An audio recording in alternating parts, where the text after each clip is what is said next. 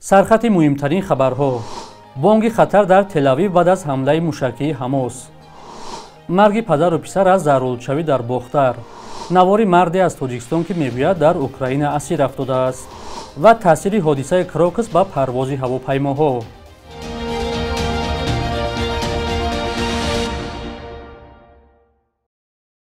درود بیننده‌های عزیز، برنامه نوید بامدادی را با خبرهای نو از تاجیکستان و جهان از استودیوی رادیوی آزادی در دوشنبه تقدیم می‌کنیم. امروز 27 می است. کمیته ایالت‌های فوق‌العاده و مدافع شهروندی تاجیکستان از مرگ پدر و پسر خبر داد که در پی ضرورتشوی به هلاکت رسیدند. با اطلاع این نهاد، ساکنی 55 ساله شهر باختر با مقصد تازه کردن قبور فاضلاب و یا به قول کانالیزاسیا که در نزدیکی بازار فراوان این شهر جایگیر است، بچه‌ها پایین شده، پسرش در بیرون منتظر مانده است. اما در برابر رسیدن به عمق، پدر از بوی گاز متانی خارج شده از هوش برفت. چون از پدر صدایی نشد، پسر خواست او را از سوراخ بیرون آورد، ولی از بوی گاز بچه‌ها افتاد. در نتیجه بر اثر ضرورت شدن از گاز ضرورت پدر و پسر در جای حادثه به هلاکت رسیدند. آمده است در خبرنامه کمیته حالت‌های فوق‌العاده. حادثه 24 می رخ داده است و نجات دهندگان کمیته پدر و پسر را از چای آلوده به گاز بیرون آوردند. این نهاد تاکید نموده است که آنها بدون نفس‌پالا و عینک وارد چاه شدند. یک مرد با نام جعفر محمدزاده 51 ساله در نوار میگوید که از تاجیکستان است، ولی مقامات روسیه او را مجبوری به میدان جنگ فرستادند و حالا در اوکراین اسیر است. زمان و شرایط ثبت ویدیو معلوم نیست. تصدیق گفته‌های مرد نیز در حال حاضر امکان ندارد. نوارا روز 20 می یک صحیفه ظاهرا نزدیک به مقامات اوکراین در شبکه‌های اجتماعی گذاشته است. قبلا سازمان بین‌المللی هومن رایتس واچ از نظامیان اوکراینی خواسته بود که از نشر نوار و صحبت اسیران برای بخطری آنها خودداری کنند. جعفر محمدزاده در این ویدیوی بیش از 8 دقیقه‌ای از همسرش در تاجیکستان خواسته است و سفارت روسیه رفته در این باره خبر دهد تا او را همان طوری که به جنگ فرستادند از خسارت خلاص کنند. این مرد میگوید همش پس از آن سر شد که مقامات روسیه او را سال 2020 راندند و او برای خوراندن و پوشاندن کودکان با شناسنامه جعلی یا ساخته به این کشور برگشت و برای گرفتن شناسنامه روسی خواست ازدواج کند، ولی به دست افتاد. این زاده تاجیکستان میگوید در روسیه وعده کردند که اساساً به ساختمان مشغول می شود، اما در اوکراین به دستش سلاح دادند تا بجنگد.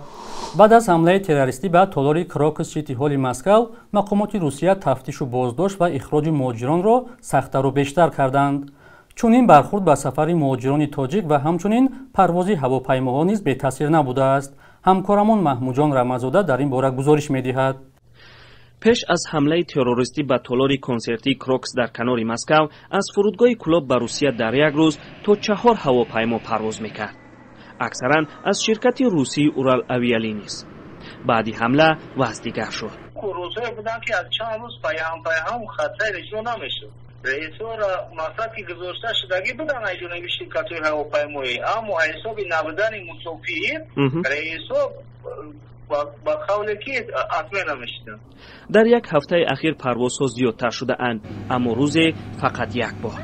هواپیماها از تاجیکستان گاهان نیمه خالی می رفته اند. حاضره در هر روز یک رئیس گذاشتگی هم در حاضره رئیس ها اجرا شدهستن. خدمت از آنها میگن که مقصد که در اونجا وزی پتن نکردهستن. من رو ورسیه کردی اوجد کنی مونیگی و نسبت اوجد کنی حسابی سنجشوی زیاد بدن زیاد شدگی های اوجد هاش همسر وقت دستت کردن نتونستیستن. همه یا سببایی هستن که با مردم هم نمیخواد که برای دوزا به کار گرده بشون مقصد ما میروان که لقمه با دست بیارن. از همین سببا حاضره است ما احتیاط مسافران مناسبت میکننده برای رفتن. نرخ بلیت هواپیما از فرودگاه کلوب به روسیه 2457 سامانی است. ارزانتر از ماه‌های گذشته.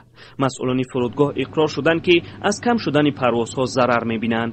در نقشه از کوشش می‌کنیم با دولت قطر اگر که همین نقشه و کاربری رفته شده اگر که در آینده آنها بیایند ما با او باید که همکاری می‌کنیم و با دولت قطر ممکن ریسک شویم ممکن. بعد حمله تروریستی به روسیه که مقامات این کشور شهروندان تاجیکستان را به انجام آن متهم می‌کنند، آزار و اذیت مهاجران تاجیک در روسیه زیاد شد. از روز 22 مارس تا 20 می بیشتر از 700 تاجیک اخراج شده از روسیه فقط از فرودگاه کلوب بیرون آمده اند. ساکنان هم میگویند که یکی از ترس اخراج به روسیه نمیروند. بخش اساسی مسافران فرودگاه کلاب را هم مهاجران کاری تشکیل میکنند. محمود جان رحمتزاده، آزادی، کلاب.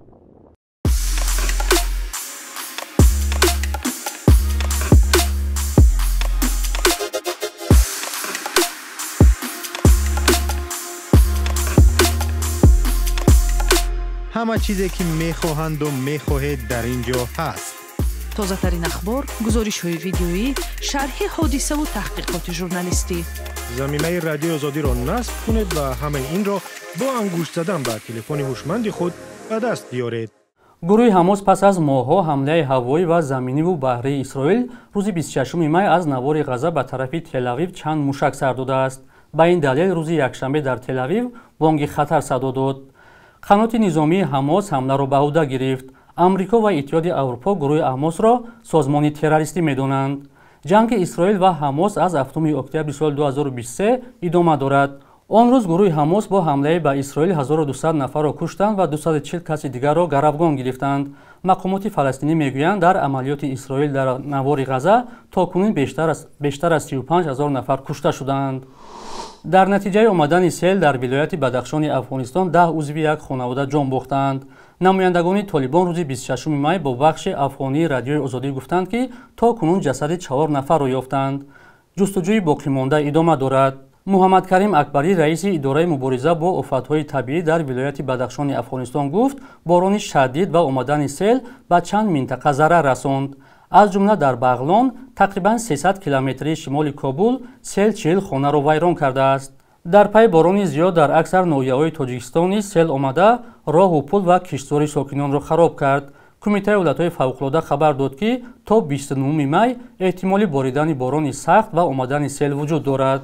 بخش یک روزی تاریخ را همکارمون خیرمان بقازاده آماده کرده است که تحولات مهمترین تاریخ را در روز 27 می فرا می‌گیرد. 27 می سال 2009 در تاجیکستان با پیشنهاد پرزیدنت مقام امبودسمن و یا وکالتدار حقوق انسان تأسیس و حقوقشناس ظریف علیزاده به این وظیفه تعیین شد. بسیاری‌ها از جاری شدن چنین یک مقام استقبال کردند، ولی با گذشت وقت برای مستقل نبودن این مقام و خاموشیش در برابر پرونده‌های سر و صدای مربوط به شکنجه بود، حبس‌های دعوایی انتقاد کردند. ظریف علیزاده همیشه گفته است که در تاجیکستان زندانی‌های سیاسی وجود ندارند. 27 می سال 2008 در شهر کلاب عملیات بازداشت اعضای گروه سهراب لنگری برگزار شد که 15 ساعت ادامه کرد. این گروه در قاچاق مواد مخدر گناهکار میشد.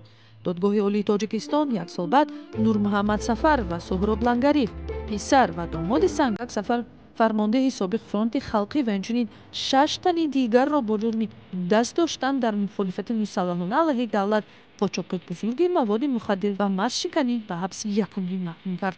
27 می سال 1945 اپرا سرای معروف تاجیک برهان محمدقلوف تولد شده است. این هنرمند مردمی تاجیکستان که در یک صحنه با احمد باباقلوف و شایسته ملاجانووا و دیگرها هنرنمایی کرده است تا امروز ستاره صحنه تئاتر اپرا و بالت به نام صدرالدین عینی دوشنبه میماند.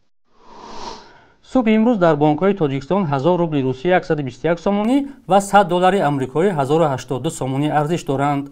قربی رسمی بانک ملی تاجیکستان برای امروز چنین تعیین شده است.